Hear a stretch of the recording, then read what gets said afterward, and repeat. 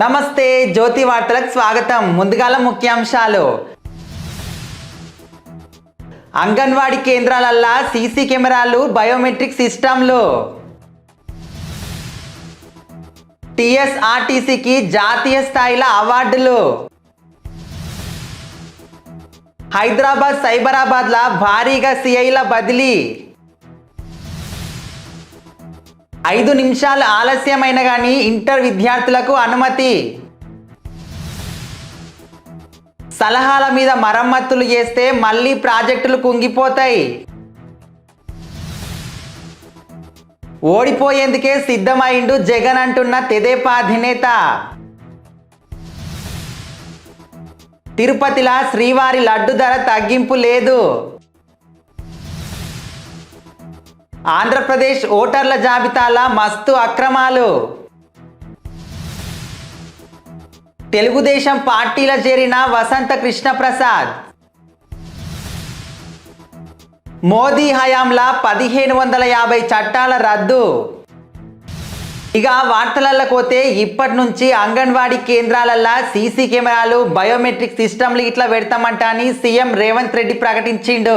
తెలంగాణలో అంగన్వాడీల ద్వారా గర్భిణీలు, బాలింతలకు నాణ్యమైన పౌష్టికాహారం అందించాలంట అని ముఖ్యమంత్రి రేవంత్ రెడ్డి ఆదేశించిండు. పౌష్టికాహారం దుర్వినియోగం కాకుండా చూడాలంట అని స్పష్టం చేసిండు. మహిళల, శిశు, దివ్యాంగులు, వృద్ధుల సంక్షేమ శాఖ మీద అధికారులతోటి సచివాలయంలో సమీక్ష చేసిండు. అంగన్వాడీ కేంద్రాలల్లా సీసీ కెమెరాలు, బయోమెట్రిక్ హాజరు ఉండేటట్లు చూడాలంటానికి ఇట్లా ఆదేశించిండు.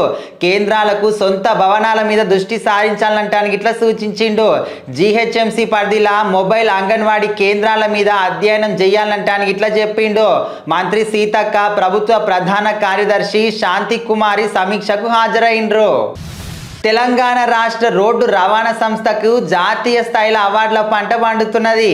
కేంద్ర ప్రభుత్వ రంగ సంస్థ అయిన association of state road transport undertakings ఏటా అందించే ప్రతిష్టాత్మక 5 నేషనల్ బస్ ట్రాన్స్పోర్ట్ ఎక్సలెన్స్ అవార్డులు టీఎస్ఆర్టీసీని వరించినాయి.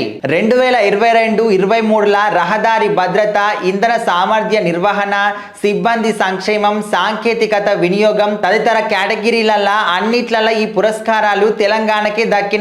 రహదారి భద్రత, ఇంధన సామర్థ్య నిర్వహణల ప్రథమ, అర్బన్ విభాగంలో ద్వితీయ బహుమతిని సంస్థ కైవసం చేసుకున్నది. ఇప్పుడు వచ్చే సార్వత్రిక ఎన్నికల నేపథ్యంలో పోలీసు శాఖల బదిలీల పర్వం కొనసాగుతున్నది. తాజాగా హైదరాబాద్ సైబరాబాద్ కమిషనరేట్లలో భారీగా సిఐలు బదిలీ అయ్యిండ్రు. హైదరాబాద్లో 63 మందిని సిపి శ్రీనివాస్ రెడ్డి, సైబరాబాద్ పరిధిలో 41 మందిని కమిషనర్ అవినాష్ మహంతి బదిలీ చేసుకుంటా ఇలా ఉత్తర్వులు జారీ చేసిండు. ఇంటర్ పరీక్షలు రాసే విద్యార్థులు ఇక నుంచి పరీక్ష కేంద్రానికి 5 నిమిషాలు గిట్ల ఆలస్యంగా వచ్చినా కానీ లోపలికి అనుమతిస్తామంట అని ఇంటర్ బోర్డు జిల్లా అధికారులు, చీఫ్ సూపరింటెండెంట్లను ఆదేశించింది. ఇంతవరకు విద్యార్థులు నిమిషం ఆలస్యమైన కానీ హాజరైన పరీక్షలకు అనుమతించకపోవడంతో ఆదిలాబాద్ జిల్లాలో ఓ విద్యార్థి ఆత్మహత్యకు పాల్పడ్డాడు. దీని మీద పలు విమర్శలు వస్తుండటంతో 5 నిమిషాల వరకు ఆలస్యంగా వచ్చే వారిని అనుమతించాలంట అని ఇంటర్ బోర్డు నిర్ణయించినట్లు తెలుస్తున్నది. కాంగ్రెస్ అధికారంలోకి వచ్చి 3 నెలలు పూర్తి అవుతున్నది. 6 గ్యారంటీలల్లా ఆర్టీసీ బస్సుల మహిళలకు ఉచిత ప్రయాణం, Rajiv Arogyasri, subsidy gas cylinder, ఉచిత విద్యుత్ను అమల్లోకి తీసుకొచ్చినామంట అని మంత్రి దుద్దిల శ్రీధర్ బాబు తెలుపుతుండు. హామీల అమలు బారాస నేతలకు కనిపించడం లేదంట అని ఎద్దేవా చేస్తుండు. పెద్దపల్లి జిల్లా మందనిల గృహజ్యోతి కార్యక్రమాన్ని ఆయన ప్రారంభించిండు. 1,00,000 కోట్లతోటి కట్టిన కాళేశ్వరం ప్రాజెక్టు తోటి పెద్దపల్లి, భూపాలపల్లి జిల్లాలకు చుక్క నీరు గిట్ల రాలేదన్నాడు. ఇప్పటికైనా బారాస నేతలు మేడిగడ్డను సందర్శించిండ్రు. ప్రాజెక్టు సురక్షితం కాదని మేం కాదు, జాతీయ డ్యామ్ సేఫ్టీ అథారిటీ అధికారులే చెప్పిండ్రంటానంటుండు. నెల్లూరు జిల్లాల వైకాపా కీలక నేత వేమిరెడ్డి ప్రభాకర్ రెడ్డి, ఆయన సతీమణి ప్రశాంతి రెడ్డి తెదేపాల చేరిండ్రు.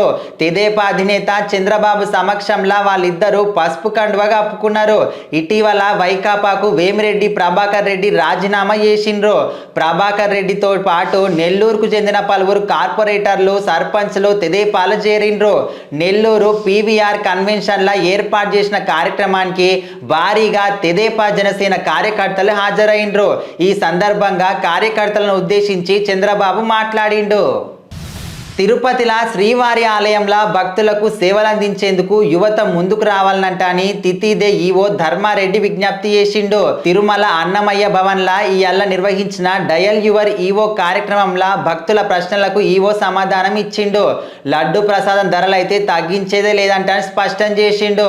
రోజు వేలాది మంది భక్తులు స్వామివారి దర్శనానికి వస్తుంటారు. ఇక వాళ్ళకు ఎసొంటి అసౌకర్యం కలగకుండా సేవలు అందించనీకే 60 ఏళ్ల లోపు వారైతే బాగా సేవలు అందిస్తారంట అని చెప్తుండు.